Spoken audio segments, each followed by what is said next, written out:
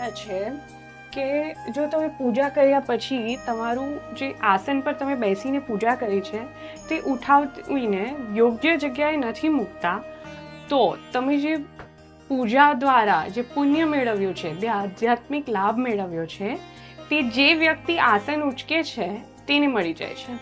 તો આની પાછળનું કારણ શું છે?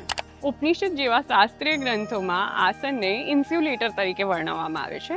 એટલે કે પૂજા કે ધ્યાન દરમિયાન જ્યારે આપણે આસન પર બેસીએ છીએ તો શરીર જે સકારાત્મક ઉર્જા ઉત્પન્ન કરે છે તેને એ જમીનમાં વહી જતી અટકાવે છે અને એ જ કારણે એ સકારાત્મક ઉર્જાનો સંચય શરીરમાં રહે એ માટે ભારતીય સંસ્કૃતિમાં કોઈ બીજાના આસન પર બેસવાની કે પગ મૂકવાની મનાઈ કરવામાં આવી છે.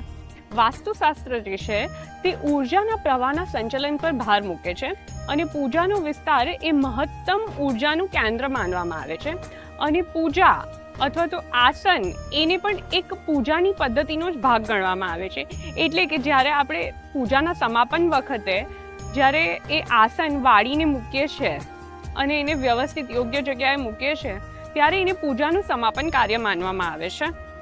ઇસ્લામમાં પણ જે નમાઝ પડવાનું આસન છે જેને તેઓ સજદા તરીકે ઓળખે છે તેને સંબંધિત પણ કડક અને તેની પવિત્રતાને લગતા અમુક નિયમો છે જે તેઓએ પાળવા પડે છે. જો કે ઇસ્લામમાં પુણ્ય કોઈને સ્થળાંતરિત કરવાની વાત નથી. જો કે આસન ઉઠાવવા પાછળનું વ્યવહારુ કારણ એ છે કે આ નાની નાની જે ધાર્મિક વ્યવસ્થાઓ છે તે આપણને શિસ્ત, વ્યવસ્થા અને ઝીણવટ શીખવે છે અને ઘરમાં એ વસ્તુ નિશ્ચિત કરે છે કે પૂજાઘર જે ઘરની સૌથી પવિત્ર જગ્યા છે તે સ્વચ્છ હોય અને વ્યવસ્થિત હોય.